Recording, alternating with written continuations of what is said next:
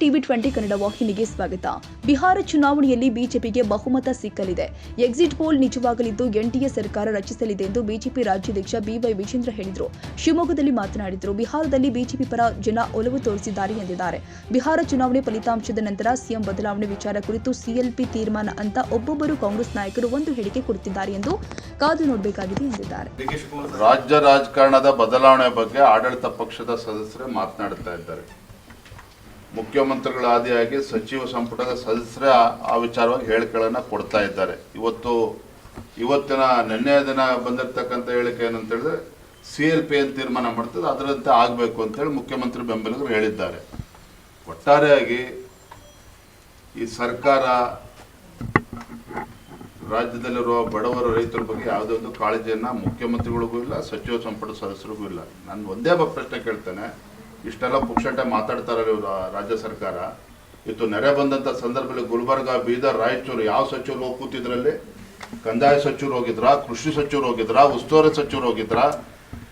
ಇಡೀ ರಾಜ್ಯ ಸರ್ಕಾರ ಅಂತ ಹೇಳಿದ್ರೆ ಕೇವಲ ಬೆಂಗಳೂರಿಗೆ ಸೀಮಿತ ಆಗಿದೆ.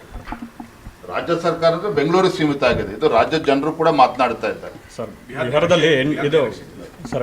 ಬಿಹಾರ್ನಲ್ಲಿ ಈಗಾಗಲೇ ಎಕ್ಸಿಟ್ ಪೋಲ್ಸ್ಗಳೇನು ತಿಳಿಸಿದ್ದಾರೆ ಅವೆಲ್ಲವೂ ಕೂಡ ನಿಜ ಆಗ್ತದೆ.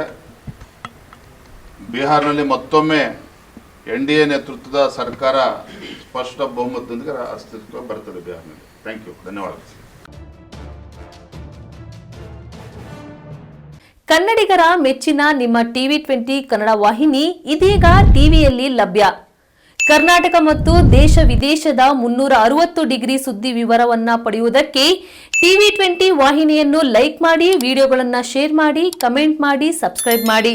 HCN ಕೇಬಲ್ 842 ನಂಬರ್ನಲ್ಲಿ ಹುಕ್ಕೇರಿ ತಾಲೂಕು ಹಾಗೂ ಸಂಕೇಶ್ವರದ ಸುತ್ತಮುತ್ತಲಿನ ಹಳ್ಳಿಗಳಲ್ಲಿ ಲಭ್ಯ. PCN ಕೇಬಲ್ 129 ನಂಬರ್ನಲ್ಲಿ ಹಾರುಗೆರೆ ಸುತ್ತಮುತ್ತಲಿನ ಹಳ್ಳಿಗಳಲ್ಲಿ ಲಭ್ಯ. ರಾಯಬಾಗ್ ಡಿಜಿಟಲ್ ಚಾನೆಲ್ ಕೇಬಲ್ 80ನೇ ನಂಬರ್ನಲ್ಲಿ ರಾಯಬಾಗ ತಾಲೂಕಿನ ಸುತ್ತಮುತ್ತಲಿನ ಹಳ್ಳಿಗಳಲ್ಲಿ ಲಭ್ಯ. UDCN ಕೇಬಲ್ ನೆಟ್ವರ್ಕ್ ಉಗಾರ ಸುತ್ತಮುತ್ತಲಿನ ಹಳ್ಳಿಗಳಲ್ಲಿ ನಿಮ್ಮ ಟಿವಿ 20 ಕನ್ನಡ ವಾಹಿನಿಯೂ ಲಭ್ಯ.